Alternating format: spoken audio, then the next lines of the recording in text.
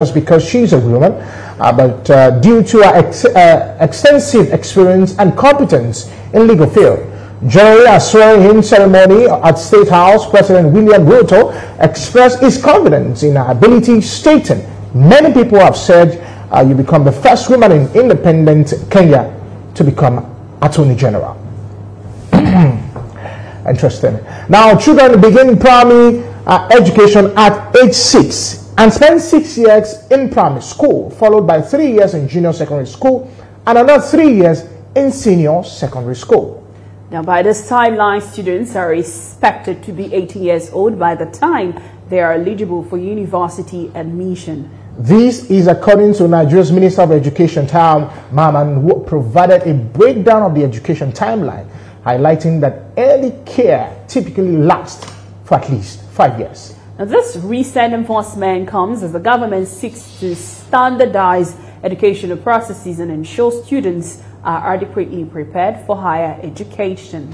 Mixed reactions trailed the federal government's announcement that underage candidates will no longer be allowed to sit for secondary school leaving examinations conducted by West African Examination Council and the National Examination Council. Emphasizing that the age limit for candidates taking the West African Senior School Certificate Examination and the Senior School Certificate Examination is 18. Interesting. I don't think it's a well thought out policy. In this part of the world, we have married women who are less than 18 years old. Are we saying our girl child is good enough to be married but not good enough to be schooled? So I don't think it's a well. 18 years shouldn't be the bench age for children or children to be allowed to sit for WAEC, NECO and all. During our time, our children supposed to have a mature mind in order for them to be able to forge ahead in life. Those that are writing WAEC at underage, that is below 18. So a process, if the government wants it to be like that, then why they should be telling people, don't take this same year, they should be telling them, don't put children into primary school unless they are 6. Don't take them to secondary school unless they're 11. Do you understand? You can't just say, don't do university. Why? Children are starting school at the age of 3 because their parents have to go out to work, because there's nothing for maternity, because people don't have money. So they're putting their children into school, and we're accepting those children, and those children are coping, and teachers are moving them on. And then they finish primary school at age 9. They go on to secondary school. Schools are so expensive. Nobody wants to go into primary 6 because they want to cut off that 1 year payment of school fees. Who is helping them with that? This problem is bigger than, you can't just sit down and say, don't do WAEC unless you're 18. The problem is deep. It's like building a high-rise building. You have to dig deep to go and look at where the problem started from. And that's from... It's like Texas now. The age is 5 years, but the mandatory year is 6. Now, that is, if the child is born, like when you say 5 and 6, now, if somebody is born in March, and that one is born in October, people say they are the same age, but in school year they are not the same age.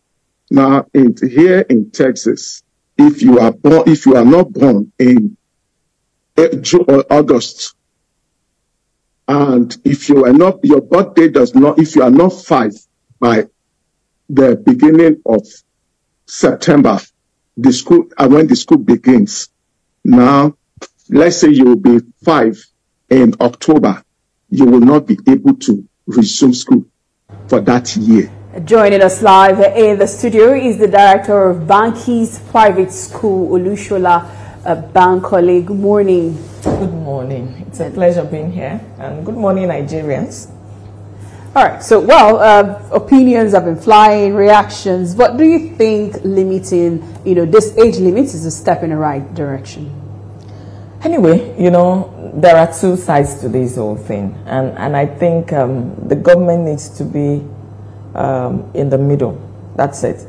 There are the extremists who feel, no, a child can be anywhere at any age. That is a fallacy from the beginning. And you see, this policy to be candid, I want to say thank you to the minister, you know, for being bold enough to come up with this.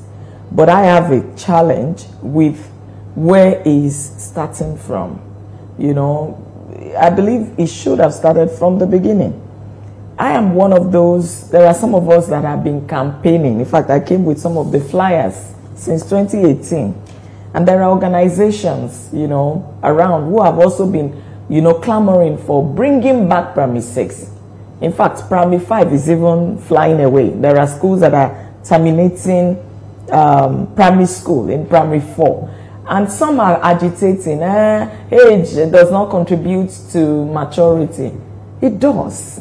There are things that at some age you're allowed to do, even if you know it's available. It's just like saying a 15-year-old can go and begin to sleep around or, you know, have sex all over the place. There are things that are age appropriate, and that is the same for education. There are, you know, researches. Some people have been asking, okay, what data is available? And then they are flying stories of a 17-year-old who is a doctorate degree holder in US, in UK, all over the place. Nigeria will not allow them to be. That is not true. I have taught a prodigy before who eventually, she's actually in Harvard now. You know, but the point is, you don't turn, because of the mindset of, we're more consumed with the children are passing exams and we feel they are smart because of that.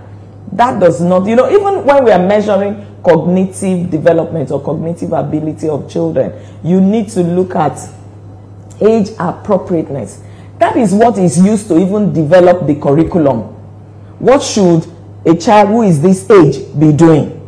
And we should look at it from the understanding that age could vary within 1 year. Schools resume in September. And so there are children who were born in January, February, March, April, you know, like that. Some may be a little bit less, some will be a little older. By September, a school is going to resume. So what is critical is that we should start from the beginning. The age children resume from primary 1. That is actually my own suggestion, that the minister should maybe call, you know, stakeholders meeting. There are organizations that have been looking at this, fighting this. No, I mean, bring that back primary 6. No, a year ahead books. There are schools that, you know, children that are in primary 1 are using book 2. I tell them, this is nonsense. It's just a fluke. It doesn't make the children smarter and all of that. So we should also consider so many other things beyond academic success. How about emotional intelligence? How about, you know, social, emotional learning? You know, being able to relate with others. You know, there are so many researches and so many data that, I mean, there is data that has shown that age matters in the ability to learn and utilize your learning, which is, you know, how to deploy the skills. You know, I think first of all, we need to first put it out there. It's not a new law. This law was formed in 1982, the education policy of 1982. And that's like 42 years now, if I'm correct, or so. So it's not a new law. What the minister only did was just to bring back what is expected. That is the 6336. Am I correct, ma'am? 6334. 6334, rather. So in looking at that, you look at the university system usually coming after they write the joint admission matriculation exam. So is it now right for someone who has scored higher and is capable of getting admission to just sit down and wait and write the exam next year when the person is 18 years of age? Is it now right? Okay, which is why I said, you know, this is an hydra-headed issue. Many are saying, I'll go back to the issue of what is learning itself. A lot of parents and educators feel that when a child has passed an exam, that child is intelligent. But, you know, even for Jean Piaget, who is, you know, a philosopher who developed the cognitive development stages. There are 4 stages. There are things to learn, between 0 to 1, and you will see, if you, I mean, those of us that are parents, you see that it shows even in the way the children respond to stimuli, they respond to situations around them. And so what a child should be learning at age 5, if you are giving the child, I mean, what a child should be learning at age 11, if you are giving the child to learn at age 5, the child may actually learn. It's just like you climbing stairs. I use that analogy a lot. You are climbing stairs. It's possible there are people that will do 3 steps at a time. You will get up there. And there is someone who is going 1 step at a time. You know, that person is going to get there in his or her stride. The one who is skipping, what do you think will happen? He's going to get there panting. But the other one is taking his time. But we all will get there. So the children who we feel we missed it, it will be a problem. It will create many more problems, maybe social problems, which is why we are suggesting, I am suggesting, and a number of us are putting us together to suggest that as we resume this September, the law, which has been there, but many of us had ignored, and it has created a lot of problems in the education system. We are seeing graduates who cannot defend what they went to school to do. Exactly. Even some with first class. And we are seeing that the society globally now is not so consumed with certification, but certification. You should know what you have gone to learn. And if it's a student... What do you mean by certificate? You have the skill. Yeah. You have the cognate experience and ability to defend that. I went through this. Yeah. I can practically demonstrate it. Okay. But you see, what we emphasize a lot in our environment here is the child can cram and pour, and we get certificates. But certificate is more important than certificate. So for those children, I mean, that's why we are suggesting that the government should actually begin. The point is we need to do this. But we can start with the primary school, primary 1. No child that is less than 5.5 should enter primary 1 as we resume this September. For JSS 1, no child that is less than 11 by September, we are entering September tomorrow, should enter JS 1. I'm sure by the time we insist and the regulatory bodies monitor to ensure that we will correct it over time. And the challenges that this, insisting from the exit time will bring will not be there. All right. So, so you said this problem is hydra-headed. It is. And you are coming from the private sector. So I would also want to, get your thoughts on some people being of the opinion that also the influx of private school scattered the system that we had. Because, I mean, we didn't have many people wanting to take common entrance from year 5 or trying even to take WAEC at SS2 because they have covered the SS3 curriculum. So do you think also that the private schools contributed to how the system have gotten to at this point? I'm always worried when we try to blame private schools. I have evidence clearly in FCT here. When I was chairman of NAPS FCT 2018 to 2022, we have some of the children, in fact, some of our members complain of some of their students, pupils in primary 4, resuming primary 6 in a public school. I have the evidences. Because we took it up with the Education Secretariat through the DQA. And, the director then actually took it upon himself. He went to make inquiries and he actually discovered that it was so. Even in the public secondary school, for instance, the one at that time, we also noticed that there are children who were like 9 in JSS 1, public secondary school. So see, it is not about, maybe, I don't want to say private schools did not, in fact, we all contributed. And so we should all put hands together to solve this problem. But that blame that is only private schools, I don't agree. It is, in fact, fallacious. I think the mothers are always happy when... Yes, but also in 30 seconds, nature abhors vacuum. And as it doesn't look likely that, at least for now, the federal government will be allowing people less than 18 to take WAEC, what do you think parents should start doing while we sort out this issue of people who have 2 years to go or 1 year to go before the age for WAEC? Most especially mothers.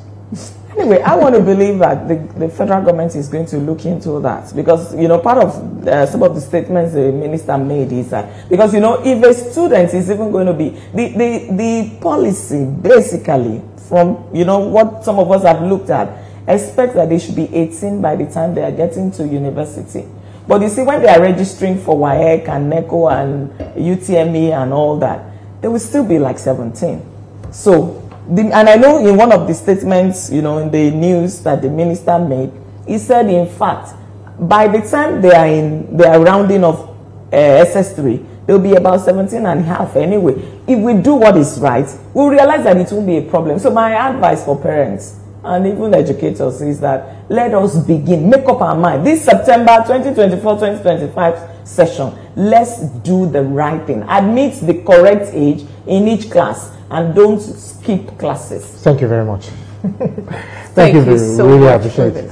We'll take a break. When we'll come back, we'll go to the last leg of the show. Don't go anywhere, we'll be right back. Life is politics. In Nigeria, almost every part of our lives is touched by the politics we play. Governance, legislative matters, the economy, security, foreign affairs, internal affairs. Have a feel as strategic plays in the political space determine how we live in Nigeria. The players, the drama, chess piece moves. Be kept informed. Watch analysis of major happenings in the political space and how it affects you. Watch Politics on Sunday. Life is politics. In